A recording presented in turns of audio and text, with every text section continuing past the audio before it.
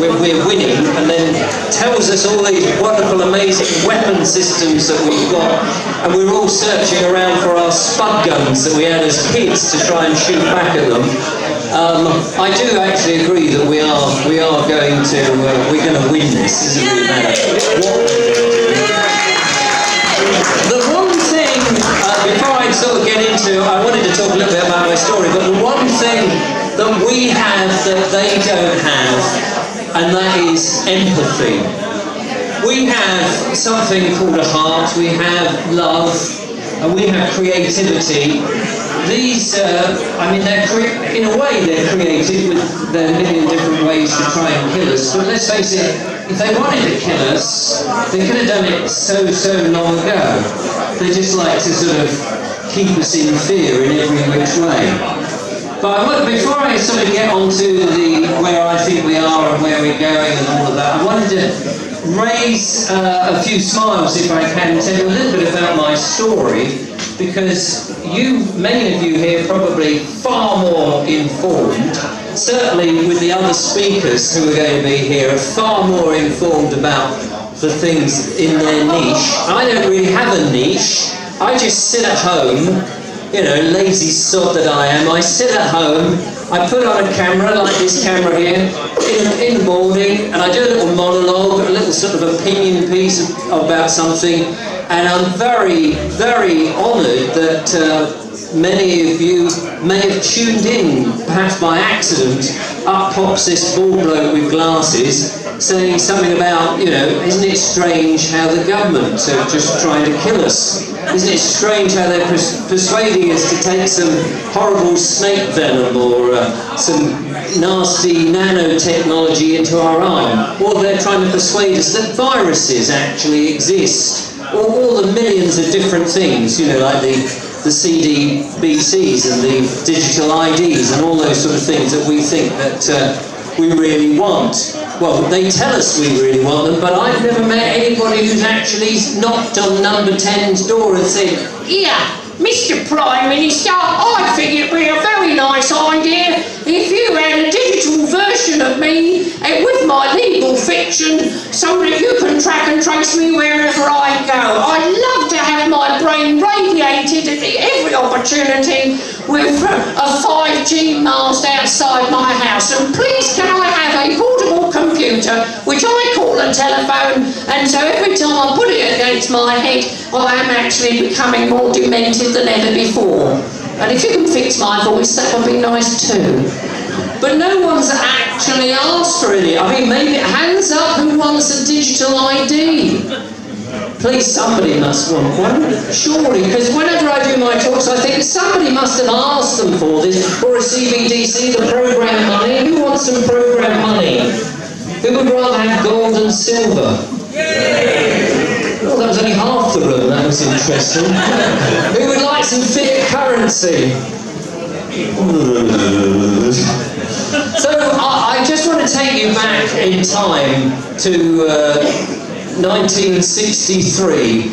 It was a cold winter, and there somewhere in Hampshire, their little baby was popping out of his mother's womb, like that, in a little cottage hospital. And that little baby that came out like that, I don't know who that was, because I was actually born a little bit later than that. It was 1963, but it wasn't, so it makes me 60. But in 1963, I was born more in the summer, not the winter. That was a very cold and nasty winter for those of you who do remember it. But at that time, apparently, I don't know exactly when I was born, because it's all hearsay. I don't know if my mum really told me the truth or not, or whether my dad told me. They tell me the birth dates, don't they? But I have no idea whether it's true, because although I was there, I was very simple. I hadn't yet learned the English language, I hadn't learned yet how to memorise things, so although I am told that I was born in 1963, it is just hearsay. And it wasn't really until I got a little bit older that I just believed it, because why wouldn't you? And we've all gone through that, unless you were much more cleverer when you came out your mother's womb. I don't know, okay, fair enough. So, I was born back then. I went to school like most kids did and was indoctrinated like we've all been programmed by the teachers. But it didn't seem quite as bad as it is now with the kids being sexually told that, you know, you are there to be a plaything of the elites, that we can frighten you left, right and centre and drag out a little bit of that adrenochrome, which will be very useful for, you know, the nasty people. When I went to school, the worst thing that really happened, although I thought it was quite bad, is, you know, bullies. Remember bullies? And they thought I was, I don't know why, because I didn't quite fit in. I didn't go with the flow. I was one of those that didn't really want to get involved in the sports. I wasn't very good at the top of the class. I was very sort of mediocre. And they thought, oh yeah, we'll pick on that Vobie and we'll try and see if we can knock the school down. So I was used as a battering ram. Started losing my hair actually quite shortly after that. So I didn't really fit in at school. I hated. Now a lot of people don't fit in at school, but slowly over time, and since I sort of aware of things, I realised, like many of you lot, we don't fit in. We don't necessarily have to believe the hype. How many people here? I'd love to know. Not really, but I'm just curious. Show of hands, how many people here found it absolutely 100% necessary to go to, I don't know, the premiere of the Harry Potter films? None. How many wanted to queue up in, where was it, Regent Street to get their first iPad or iPod or iPhone or all that sort of technology? Anybody here who found it desperate to follow the hype and get all of that, you know, that best bit of technology? Or there's one person in the back. One person. Was it worth it? Yeah, absolutely. Are you an Apple fanatic? No. Who has to buy every Apple product and not do... Another one at the back. People, of course, they may well have done all of that. You may well have done it. You may have believed the hype. But I was one of those people who just thought, I don't want to follow what everybody else does. If they're going bah, bah, I'm not going to go bah, bah, and just follow suit. Actually, I find it quite rude. I don't know if you agree with me. We will talk about the, you know, the non-playing characters out there who populate the world. I think it's quite rude to call them sheep just because they went and had a vaccine. Because I've spoken to farmers and vets. You try and get sheep to take a vaccine willingly. They don't like it. They run the other way. They've actually got more sense than the non-playing characters out there, which is quite interesting. So when I left school, I left school at 15, and I joined a little printing firm, which was quite fun. But I knew that's not what I wanted to do. I wanted to be an actor or a film director. I wanted to get into the horrible world of Hollywood, into the film industry. I was desperate to become a shill or a controlled opposition, you know, one of those. I wanted to be the person who was going to be telling... No, I may be making that bit up, by the way. Just a little. Just in case, because sometimes people take it very seriously. So, yeah, is that what you wanted to do? No, I wanted to get into that because it was, you know, it's exciting. Other people wanted to go and work in call centres, you know. A lot of people at my school in Horsham were saying, oh yeah, I just want to work 12-hour shifts under fluorescent lights in a call centre, ringing up miserable, pissed off people about their utility bills. That's what I want to do. And I thought, that's not for me. I want to be an actor, I want to be on the telly, I want to have an exciting life. We've only got this one life to live. Because I really was into the spiritual things and, you know, realised that actually we don't die and that we can have many, many iterations if we want, or there's a big adventure, who knows, you know, never mind what Richard Dawkins says. At the time, I just thought, well, I've only got this one in this iteration of me. I want to have a good one, and I was interested in filming and making all of that. But the school I went to was not terribly imaginative, and they said, we've got a job as a printer, would you like to do it? I was 15, with average, well, even below average. They had, back in those days, before GCSEs, it was CSEs. Do you remember CSEs? Yeah. Oh, you're all of the same age, aren't you? No, you're not talking now. So, yes, Certificate of Secondary Education. I remember coming to the end of school, thinking we worked this bloody hard, going into this slave shop, dressing up in this uniform, looking like drones, trying to sort of appease the teachers and not throw too many inkwells at each other and all of that. And at the end of it, I thought, when we leave, we're going to get something, some special thing. You know, like on the telly, you would see, even on the sheepdog thing, they'd get some sort of rosettes, wouldn't they? They'd get something. When I finished at school, I got this piece of flimsy bank paper with a dot metrics printer with my very average CSC results. That was it. That was what I'd worked for at school. It was such a disappointment. I mean, it wasn't even on a bit of card, you know, like in a certificate. Well done, little boy. You can now enter the world. I just got that, and it's funny how a lot of those things in our lives now, we start saying, oh yeah, that was something that kept us down, that kept the old vibrations down. I never felt that I was, because I didn't go to the right school and my parents who split up didn't have much money, you know, I never felt that I was going to be launched into something really exciting, so you just had to sort of do the best you could. However, I wanted to be a film director, so I was making my own Super 8 films. Do you remember Super 8?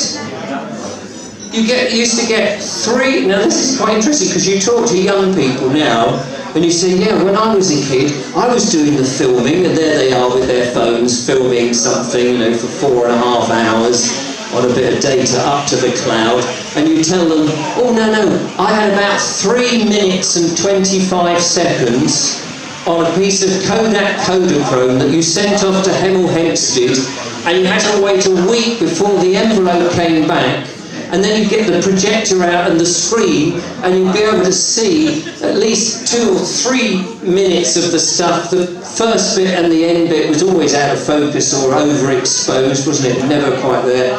And it was all silent. And kids these days have no notion. Would you mind shutting up? There's somebody somewhere.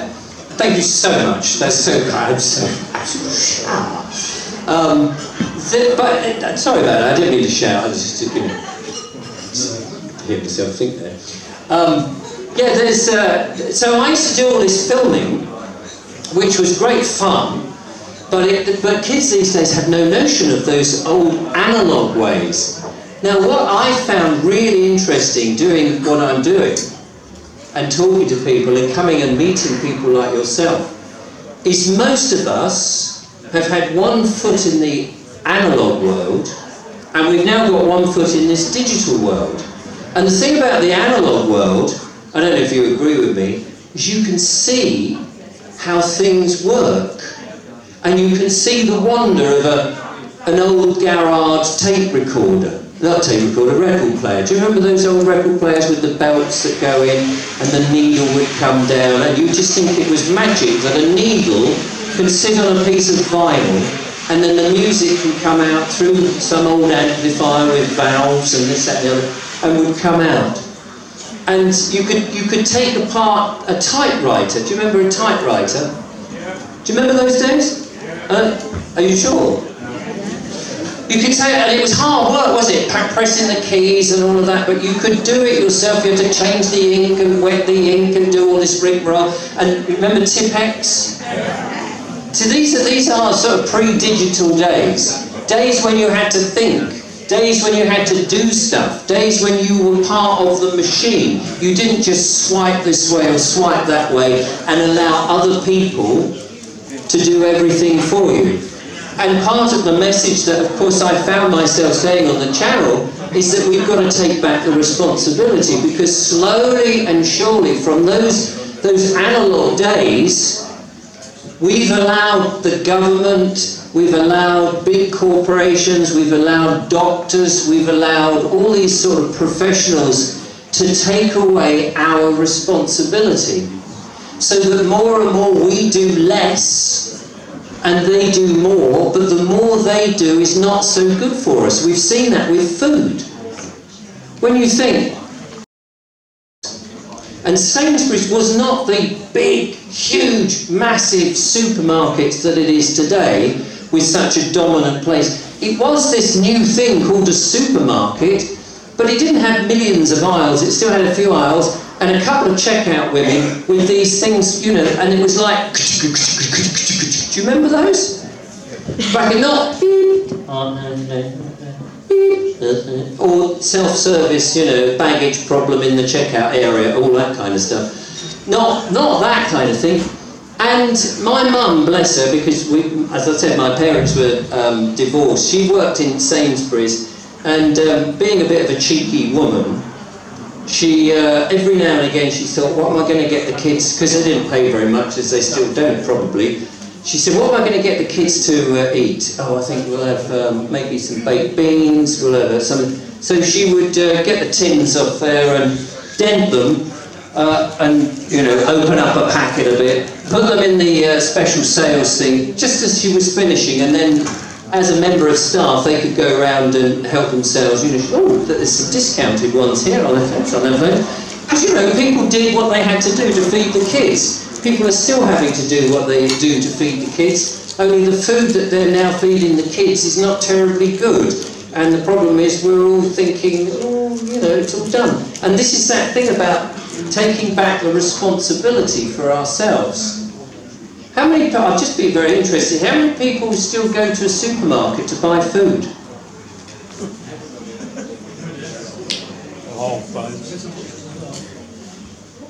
How many of the people in the room know that processed food is not really healthy? How many people just don't care, you just need to go and get the food anyway? Not so many, okay. The thing is, we do have to take back this responsibility. We are in a silent war.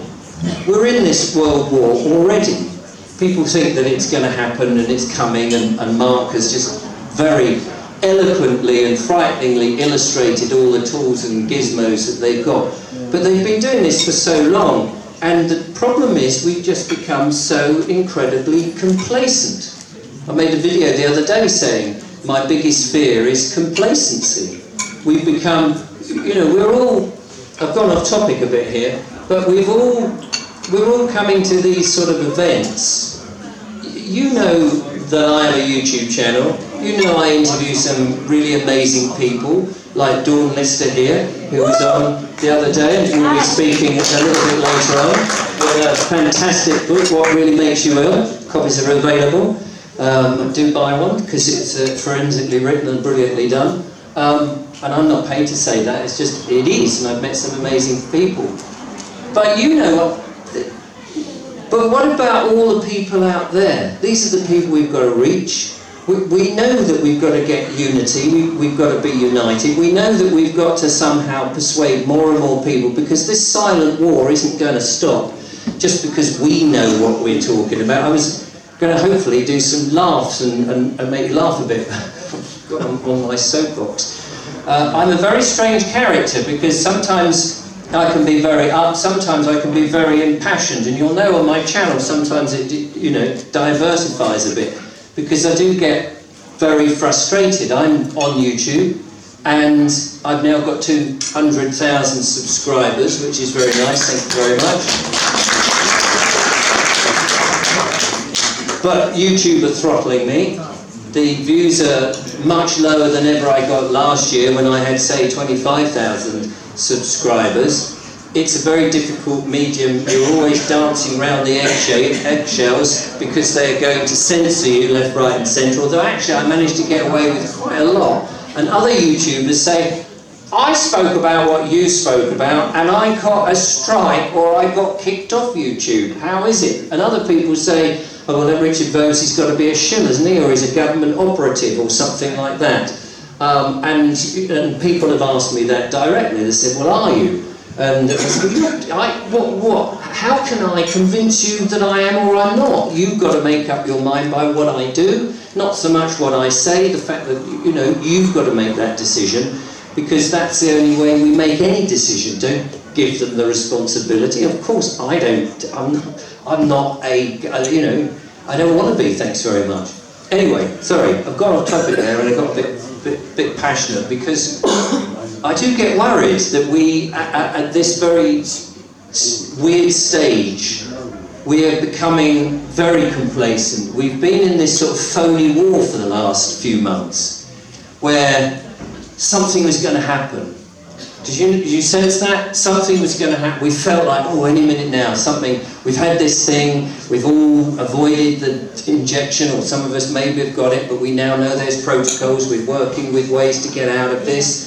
And then it's kind of gone a bit sort of flatlined, and we keep hearing, oh, something's going to happen, and there's a war over there, and we're all going to be very frightened about that. Oh, then there's another war over here, isn't it? And it's the same old people orchestrating the war. We know it's the bankers who are sort of doing this, or the Zionists, or the, you know, whatever, the Luciferians, the Satanists, all this sort of nonsense, and we're all getting a bit concerned, and very soon there might be a sort of pretend nuclear thing, or maybe it's aliens from outer space. I mean, last year it was all about the aliens. We kept hearing about bloody aliens and UFOs, or whatever the new definition of a UFO is these days. And who knows what it's going to be? Some red flag, false flag, not red flag, false flag. Red flag's what the Tornaditos do, isn't it, in the ballroom? Something like that. I don't know, you get the ball strings. I wouldn't want to do it. I used to be very frightened of cows, but now I'm milking cows. That's a bit of a strange world that I'm living in. Anyway, so that was a nice noise. Did you hear that? That was nice. We sort of transitioned from one thing to another. So in 2022, I was doing a YouTube channel. I was doing heritage, landscape and nature. Very nice, you know, gentle stuff. And not many people were watching it, not many people. I was aware at the time that England, I'm an Englishman, England seemed to be going downhill.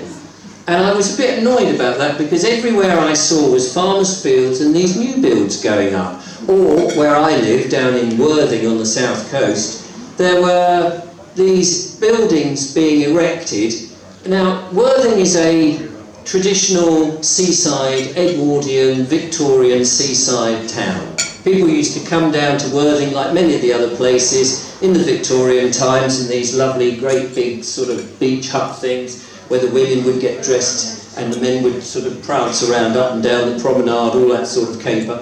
And there's a sort of lovely seaside architecture. And we have that seaside architecture all around the country. But I noticed that in this modern era, that seaside culture, that sort of typical British by the sea type architecture was disappearing. I was seeing buildings going up that could have been in an inner city building.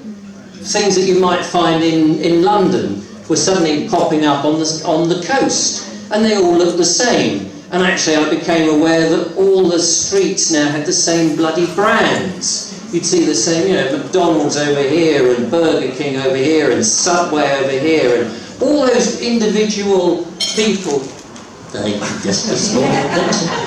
All those lovely individual family-run shops that made you want to travel around the country. Never mind the world, you know, you want to go to have a look at somewhere like Shrewsbury with all the timber-framed houses up there. They got all of those sort of things, or the Georgian houses, or down into the Cotswolds.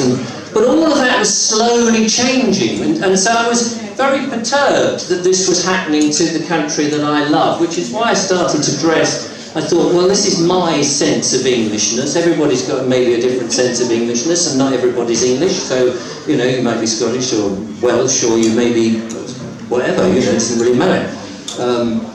But I wanted to hold on to that. I thought, well, you're changing my country, but you're not going to take the Englishness out of me. I'm holding on to it, I don't care. And so I was doing that, but I noticed people weren't very interested. Again, people were sort of very complacent. Oh, well, it doesn't matter, what can we do? This slowly changing the landscape was happening. Then, of course, we started in 2019, towards November time. I was aware on the internet, these videos, you probably remember them, they were coming in from China. There was this slight little titillation about something was happening in China. And then released for these videos, you may remember them, there were people just walking about doing their own thing, being filmed, and then suddenly all of a sudden they would just drop down dead. And it was a bit, sorry, don't worry, no, it's perfectly fine, I am alright. And, you know, I kept watching these videos of these people just collapsing like that, not realising that in 2024 we'd see a lot more of those, or in 2023 we would actually start to see people who'd taken some certain thing, which be, yep, that old business. God, dear. I don't know how many times I'm supposed to do that. Isn't really in the contract. But back in 2019, and I looked at those and I thought, that just looks rubbish, that doesn't look true. I don't know whether that was the 5G being tested early. That's what people have told me. Oh, that was a simulation test to see if it would actually work. It would inject some of the Chinese. We would turn it on and see how many people dropped down dead. Because it was convenient that they were all being filmed. Mind you, the Chinese, of course, have got phones actually sewn to their hands, haven't they? Wherever they go. Now, of course, we've all followed suit. We all do the same, have these wretched devices. And then the COVID thing happened, and during COVID, and that dishevelled Prime Minister that we had who used to be a bit of a joker on Have I Got News For You, do you remember him? So a little shuffly character came up, usually behind a podium, trying to look incredibly sincere, and told us all to lock down. We all did, and it was telling us how terrible the virus was. And just to make sure that we really knew how terrible this virus was, which of course viruses don't exist as we all know, but just to tell us really how dangerous it was, they decided that he would actually have to pretend to get one as well and nip into hospital. And I don't know whether that was when they murdered him and they changed him, or whether that's even true. I mean, I don't know. As a YouTuber, you get told so many different stories that actually, you know, it's very difficult to work out what's actually true and what's not true. Some days I think that's the whole thing just a psyop, just to get at me. I really don't know. Maybe you do, because you walk down the town and everybody else is just being very normal, and you think actually the most weirdest thing has happened in this world. People locked down across the globe. People not only then obeyed what was completely unreasonable to lock people in their houses. I mean, think of the people in tower blocks with 3 kids. I mean, we were very lucky. Well, I had the South Downs, and I used to go up on the South Downs and enjoy life, muck about with masks and all this kind of crap. But those poor people in the tower blocks with kids, you know, people were never used to being told to stay indoors when pilots obviously stayed indoors. You noticed that as well? Because there was no chemtrails. It was lovely, beautiful, hot, sunny weather, wasn't it, back in March 2020? Do you remember that? Everybody was in their garden. They'd been to B&Q about 8,000 million times, because B&Q being, you know, key workers, selling lots of gardening equipment so that you could cut the lawn. Until you cut the lawn so much, there was no lawn left, because what else could you do if you had a lawn? But the people up in the high-rise, you know, they didn't have much of a time, and the kids, you know, it must have been awful. All the wife battering and the child molesting and all of that, all, you know, there to keep people down. But many of us did go out. Many of us, of course, just ignored all the, I mean, I'm sure most people here ignored all the nonsense in lockdown. I remember going once into a supermarket.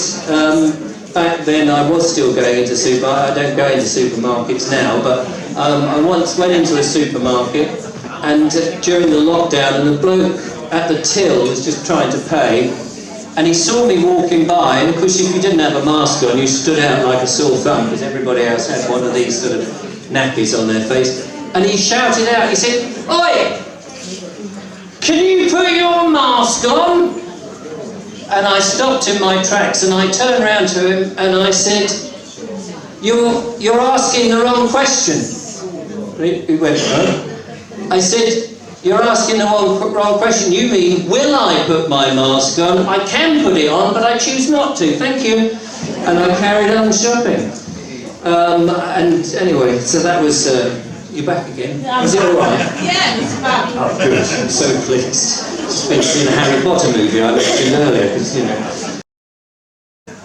For me, it was a very weird time. The weirdest part, of course, was when people were lining up to have this jab that didn't make any sense.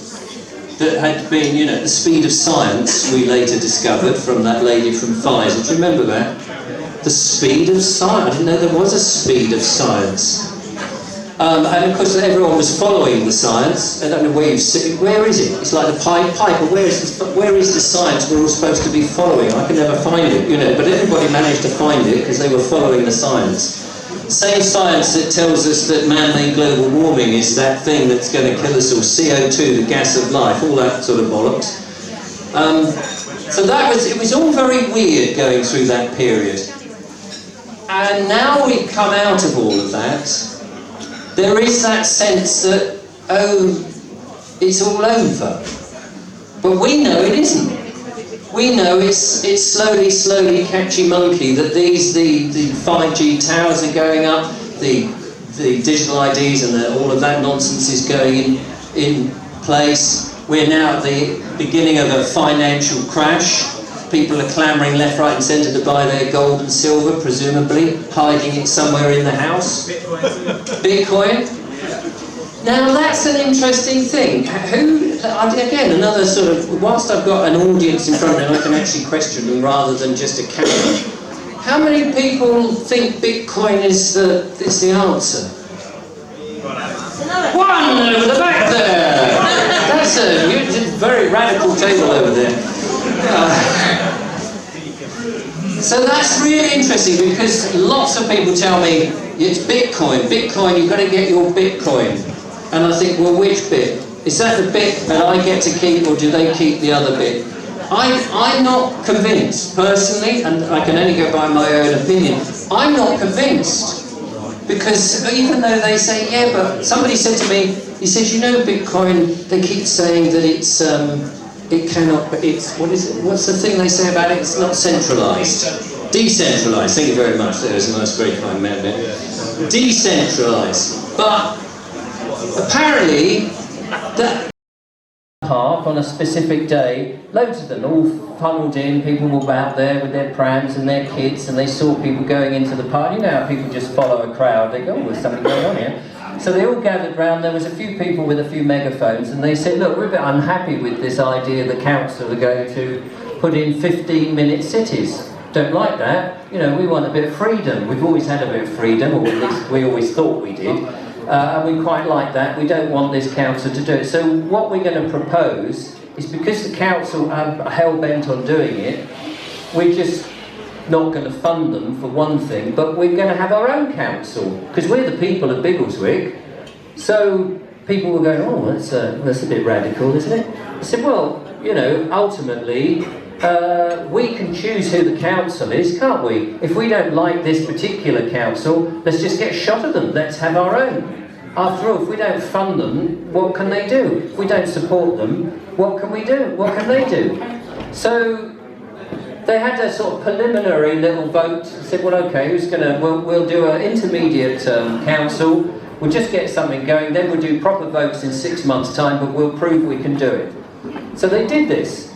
They just set up a little place in the town hall or some other place, and people, instead of paying their council tax to the council, they just paid it into a slush fund, and they got on and they fixed the potholes, and they decided actually they'd do this. Meanwhile, the councillors are sitting there going, hang on a minute, you've got any money?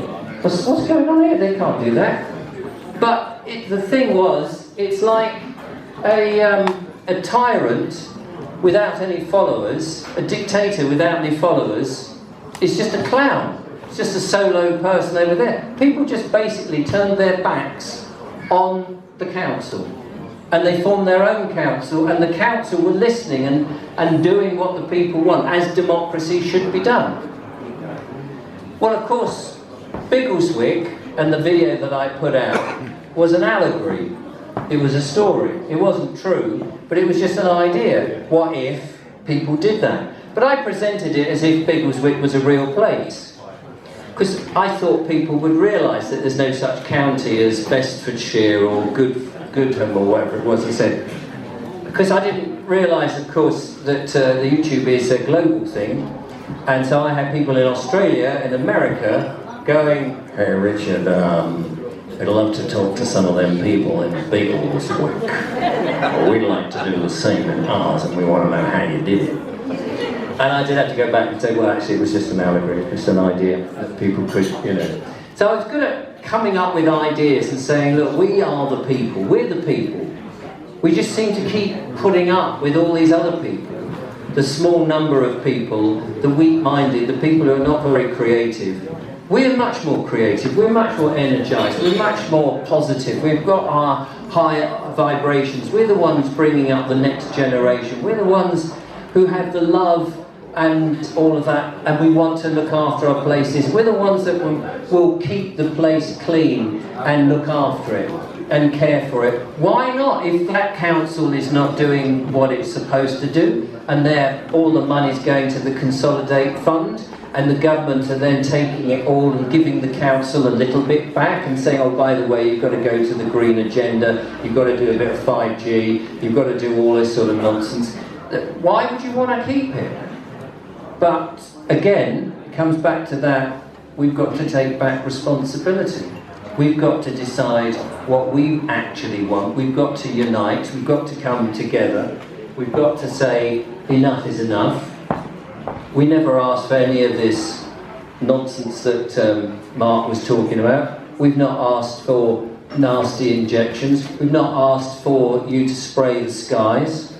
I've got a couple of pilots coming on the show very soon, by the way, who are going to tell me some very interesting facts about the chemtrails and how they're targeting farmers at the moment to poison the soil.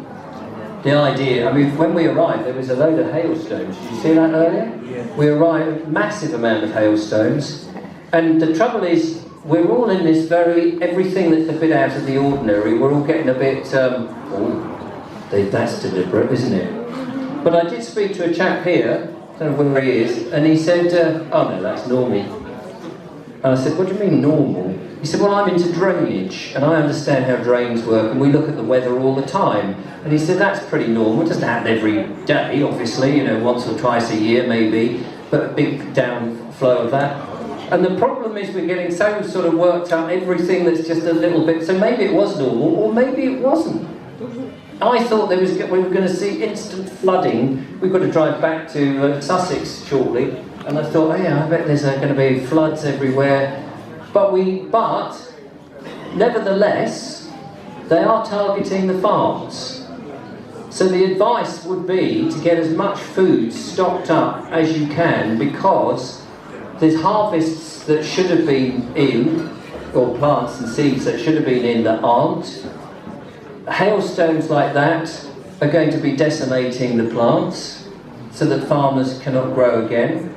And slowly, seems to me, another little target is the great famine that will be coming.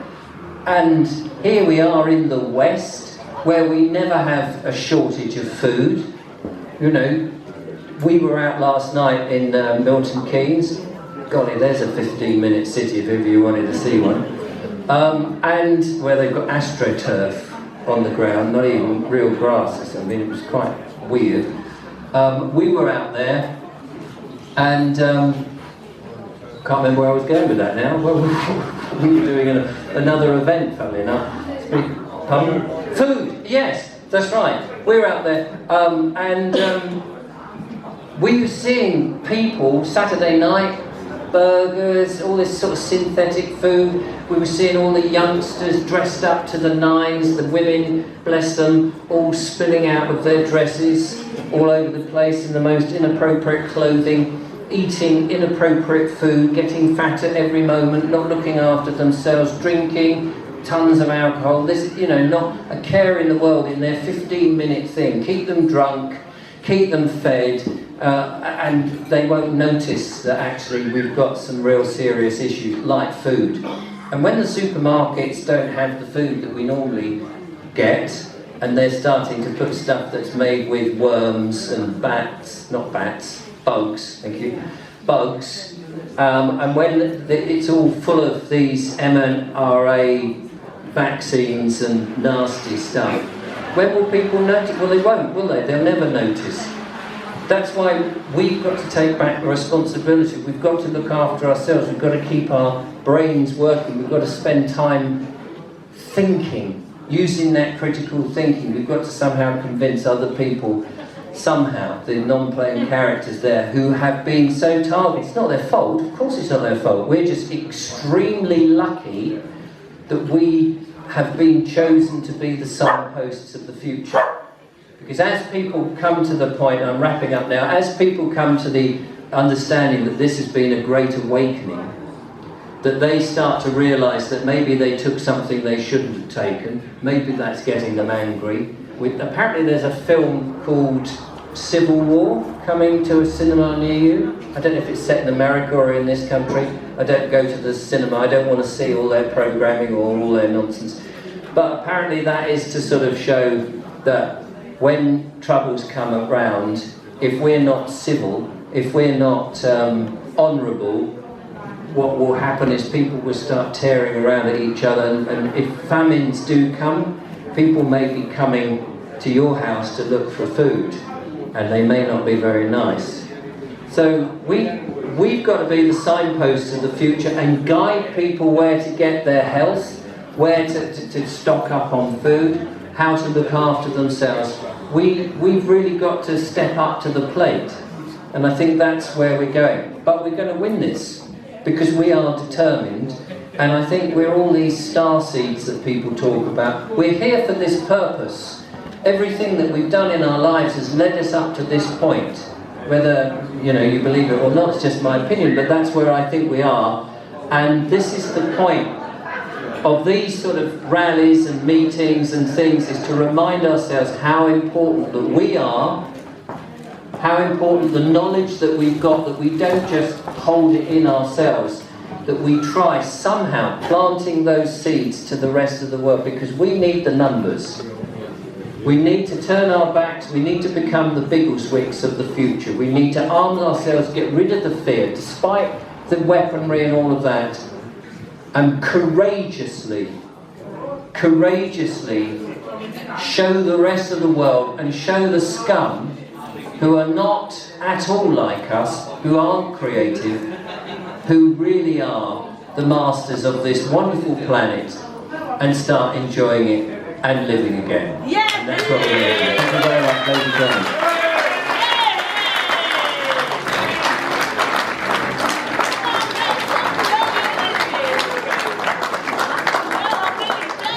In about